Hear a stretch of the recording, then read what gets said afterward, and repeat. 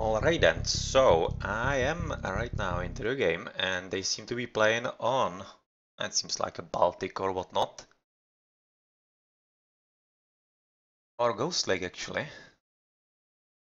Yeah, So, it's Ghost Lake. So feel free to commentate Mango as I need to correct the overlay. The name of the channel, so yeah. If you have something to say, feel free to.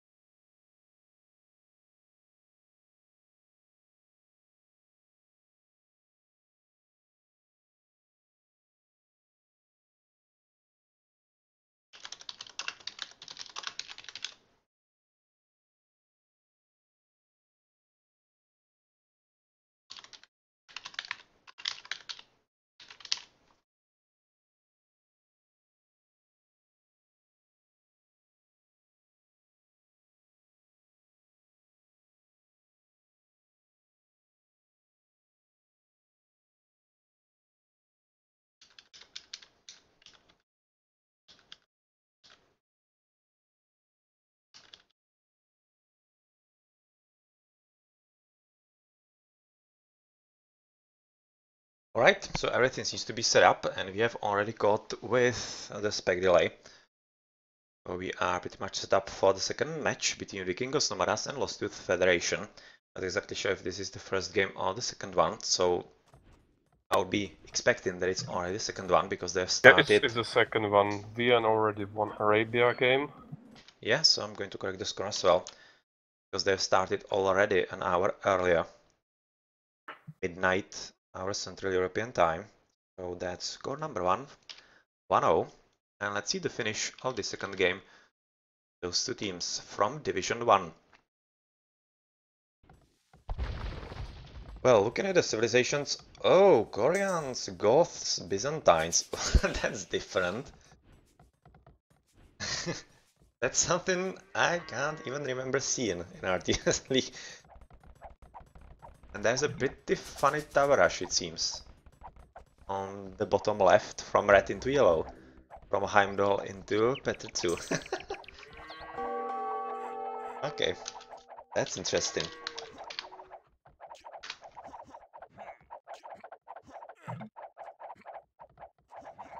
And it's actually looking quite strongly in Vien's favor, as Heimdall has been able to conquer basically the stone mine and gold mine. So it's, yeah, quite tough for yellow.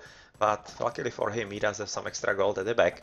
So he's not really out of the game altogether. But really, all those red towers right inside his home base, that's pretty tough. And building a house, basically trying to prevent any kind of gold gathering for yellow. But Peter 2 is trying to at least have a few archers getting rid of the villages in there, but with the cover from the towers, yeah, it's not really all that easy for him at all.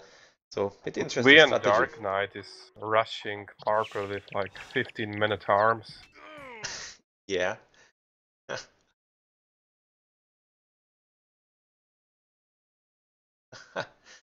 That's some combination together with, yeah, just blue. Confer together with Dark Knight, so they are basically doubling in there. A bit more on the teal, but also in the middle. So yeah, they are definitely going for it quite offensively. They are not afraid of anything at all. It seems like they are having a bit of fun, and really a ton of men-at-arms at the bottom. Just now trying to prevent the wall from coming up, but they haven't succeeded. But with the numbers, they are going to be breaking through very, very easily, it seems. Interesting strategy by Vikingos Nomadas in here.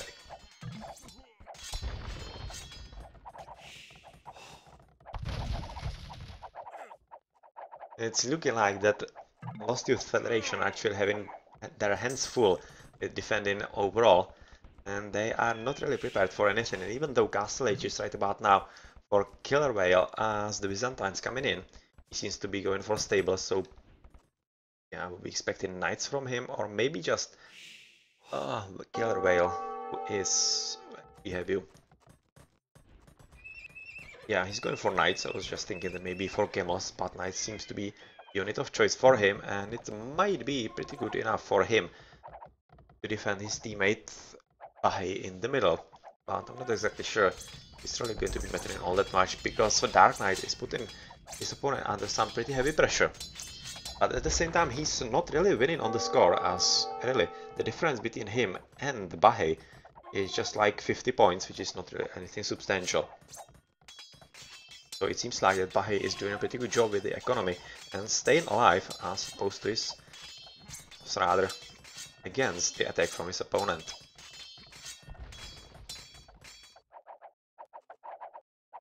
As it almost also seems like that Conqueror at the top is switching into archers and basically trying to, yeah, go fully into Killer Whale, but not having any kind of luck so far because the walling is present. Not really fully, because at the top there could be a way through for the blue player, but where is he going right about now? Back home, as he's actually trying to defend. Oh, Killer Whale is actually trying to take the fight from his home base into the opponent, and he's trying to raid the pocket. The pocket Dark Killer Knight is going fully into pocket base with his knights, which is still feudal age because he was doing that man-at-arm rush. So he might be pretty vulnerable against those knights. Yeah, but he seems to be already quite nicely prepared on the gold with the palisades and already having some pikemen or the spearmen. Seems to be quite okay at that, so with proper micro I think the Dark Knight should be able to defend. But yeah, question is for how long, because once the knights are in some sufficient numbers, it's not going to be that easy for him to defend at all. Especially when the knights are +2 armor already. Yeah, +2 already actually. So that's very nicely played by Killer Whale, and he might be just making his opponent pay for all this. I can see that in Purple's base he is right now building down center next to the big gold mine, so once he secures that, he's going to be in a pretty good position. And blue Conqueror is just about now trying to find a way inside Killer Whale's base, but it's probably not going to lead through the left, as he's fully walled in there. He could be going through the right, but not really all that much, because Killer Whale is also trying to plug in those holes with the town centers that he's building in there. The yellow's base, it seems like that the attack from red is basically stopped. Peter Tzu has been able to stabilize with his economy, even though he's quite wide open still for some potential raiding, but he has also switched into raiding himself into Heimdall. It seems like that he has been able to push him at least off the stone and kill at least a few villages for himself, so that's a pretty good success for him. And the game could still go quite a long ways, but not really sure how long ways, because castles are going to be in for all 3 VNs, as they are just now being researched. And the raiding from teal doesn't seem to be successful anymore, as green has basically successfully defended through the spearmen, having 4 of them right about now, and yep, with the extra help from Conqueror in the middle, it really seems like that Killer Whale is kinda halfway giving up, or at least waiting for having a bit more knights himself, so that he isn't all that vulnerable to any kind of defensive units that he might be facing. Red continuing with the towers at the bottom, trying to basically prevent the gold under the hill, rather under the cliff.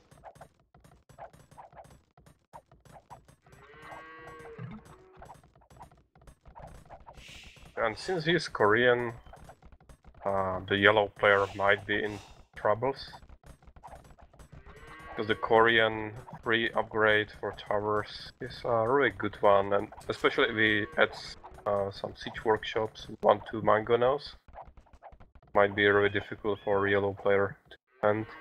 Yeah, yellow just now discovered that he's going to be losing yet another gold mine, so he is kinda screwed. You can see that he's moving to the forefront into the gold between him and red, which is just wide open as well, so that's going to be another good candidate for the red tower goes by on the hill in there. But yeah, quite a situation for Peter too, because he doesn't have anything substantial that could be working for him right now, building a tower, yet another one on the left on the wood line. So Peter 2 is most definitely having a pretty annoying game right about now, because tower rush is probably one of the most annoying strategies, especially if it's going well against you. Yeah, and look at the exodus of villagers in the middle of the map, trying to get that gold in the middle. Well, he does have some small gold on the left between him and purple, so that could be potentially something that he could go for if he knows about it. Ah, he doesn't.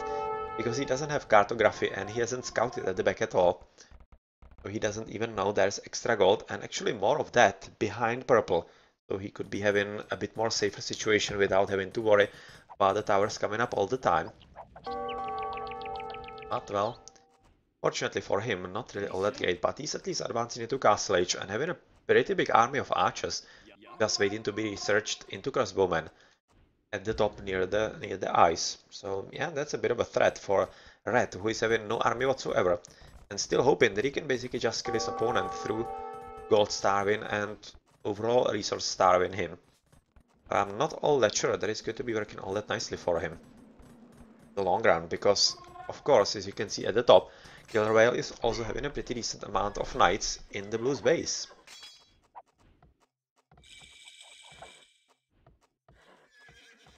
So it's kinda halfway looking like that VNs might have underestimated the game. As right now they are going to be finding themselves under pressure, and there's going to be a mangonel shot if he'll place this nicely at the top. Yes. Oh my. Yeah, that was a good shot. That was a good shot into all of them, so they should be pretty easy to kill. And another one. Oh yeah. He cleaned the whole army of blue. Well, that didn't work out for Confer all that much, and he's pretty much screwed at this stage, because he has lost everything. He's having just 2 archery ranges, which means it's going to be taking him ages to rebuild. And with the 2 mangonels and a pretty big army of knights, well, yeah, this is just confirming that VNs might have underestimated the situation quite strongly in this game. So this is going to be pretty tough for Confer to deal with, but with his experience he might be able to, but still. Yeah, not easy times for him at all, and looking at the bottom, where Red is still building a lot of towers inside or rather around Yellow's base without doing any substantial damage, he's going to be finding himself under pressure from quite a lot of crossbowmen himself, so good luck keeping the economy up at this stage. Yeah, but he got upgraded his towers, and he's also making ballistics. So I think he should be fine defending against those crossbows. He got towers guarding, basically, everything. Yeah, another tower into the forefront for Heimdall, so he's just now discovering where the next gold spot for Yellow is, so he's going to be quite happy to put him out of the misery in there as well. And Dark Knight, he's also towering the wood on the left side of the map. Yeah, he's most definitely not giving up on his strategy at all. He's hoping to finish with that. like those towers. Yeah. And with Dark Knight advancing into Imperial Age with Forging and Longswordsman, he seems to be quite intent on keeping his infantry line intact as well. Since he's Goths, well, kinda figures that it's going to be working for him reasonably well. That even the champions could be good enough for him. Or maybe he's just going to switch into normal Huskarls and help at the bottom against all those crossbowmen. Seems like that blue is ready yet again for some mangonel shots with the crossbowmen in there. Just preparing for some kind of defense, so it seems like that Killer Whale wasn't actually able to gain any kind of significant advantage against his opponent, as even though blue is having just 2 archer ranges, he was able to rebuild quite fast, quite quickly. Going for squires actually on top of that, so he's hoping that the pikemen are of course going to be helping him quite nicely against all those knights as well.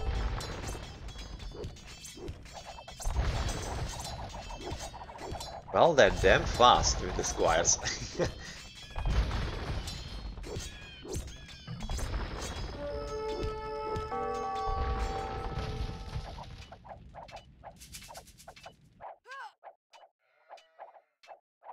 And it's also looking like that actually Red has lost the villages, or rather they are hidden inside the tower, and since Purple is sending in some mangonels from the top, it seems like that it might be it for at least the tower building on the left, whereas on the right, of course, he has forced his opponent Yellow from the gold yet again.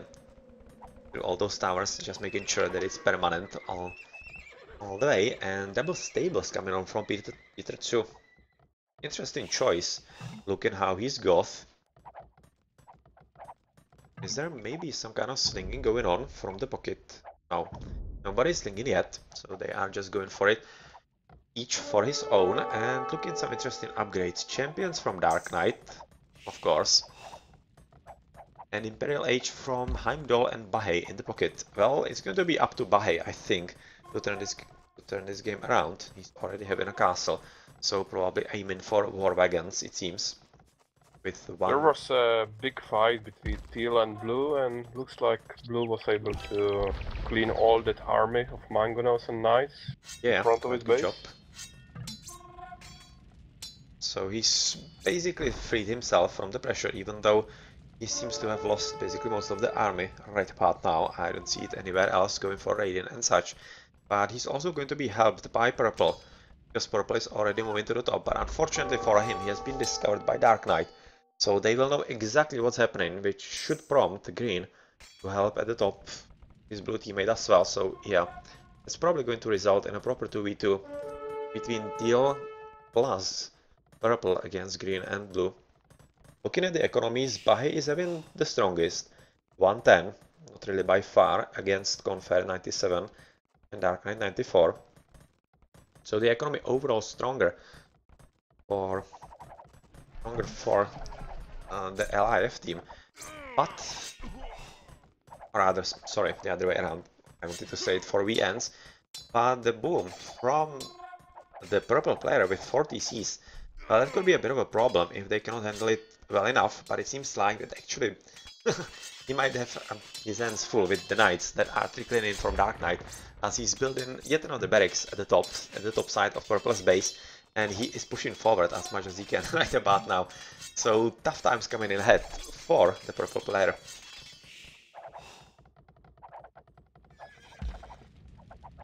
At the bottom, it seems like that Red is just about now going to be under attack by knights, but unfortunately with the amount of towers, those knights are not going to be all that effective. They're just going to be quite easily killed if they engage on the gold in here, which they exactly are.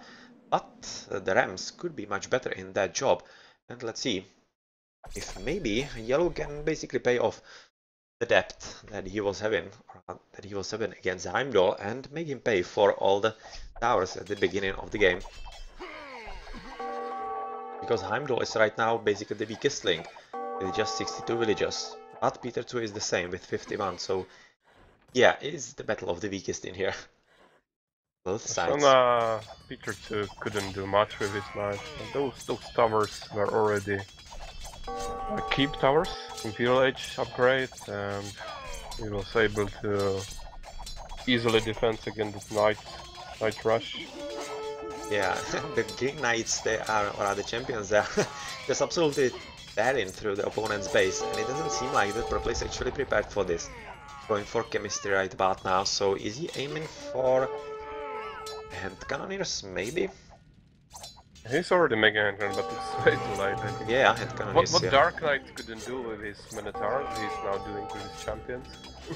Yeah, he's absolutely wrecking this, and I don't see how even the hand cannoneers can be even fast enough, because with the ability of Dark Knight to produce so fast as the Goth, just going to outspam him.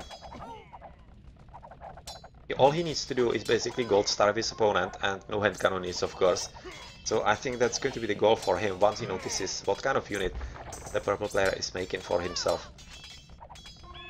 At the top, Blue has also breached into Teal, who is trying to build at the top with a lot of archer ranges as Byzantines, who probably going for the same strategy for hand cannoneers as well. Actually, Arbalests, Bracer and Chemistry. Interesting choice, so maybe for just Arbalests so far, but he really needs to be careful about this economy, as Blue is most definitely intent on somehow killing him. Also building a pretty nice wall of houses at the top, right next to the wall of the map. Blue is already preparing for a full cataphract push. We already got 4 markets. Oh yeah, he's most definitely preparing. Blade Bard in armor, kept rams, so that's going to be, yep, rams together with cataphracts that are hidden inside also so far.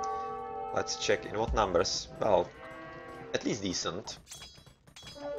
And he's right about now even stealing some stone for extra castles from his opponent Killer Whale. So yeah, unfortunately Killer Whale Killer Whale cannot do anything against that. So yeah, that's kind of the situation for him. And there's even a way through the forest, a bit more to the bottom, from the stone mine that is allowing some ramps to actually go into Teal's base and really just kill the economy and do as much damage as they can. And the GGs are right now coming in. As you can see, that purple is basically killed. Teal is not going to be going anywhere anytime soon. And Elite Cataphracts coming in from Conquerors, so yeah, that would be a pretty strong push from him, but unfortunately we're not really going to be seeing it fully, as right now with the GGs he's at least engaging, so that he has a bit of fun with them. And yep, right now Teal is seeing that even through his very nice efforts, he wouldn't be able to deal with this kind of push that is coming his way. And at the bottom, Yellow wasn't able to do any kind of substantial damage to Red. Red is not really doing anything all that much, just pushing right now with extra towers onto his opponent and yeah, building the town center on top of that. So he's just, yeah, he was just attempting to somehow at least keep his opponent from joining into the defense, and that's exactly what it took for Dark Knight to deal with his opponent in the pocket. So quite fun and unusual game overall.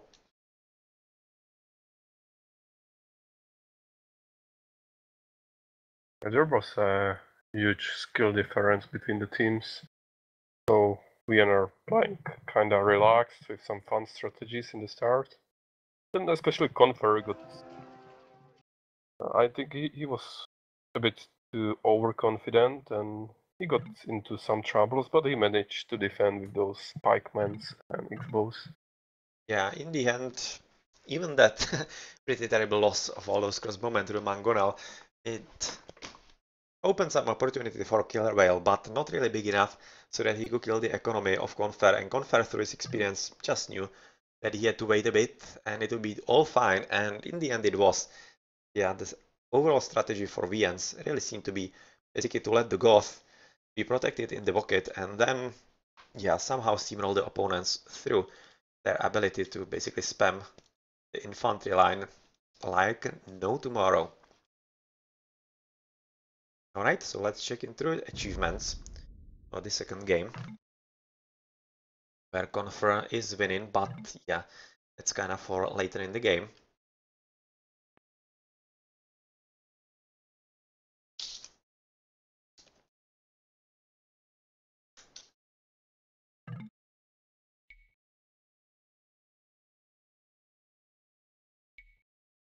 Not much interesting going on in the achievements, basically standard and what we have seen happening Confront, so yeah, kind of difference or something substantial that we would be missing from what we have seen. Okay then, GG. So we have seen at least the second part.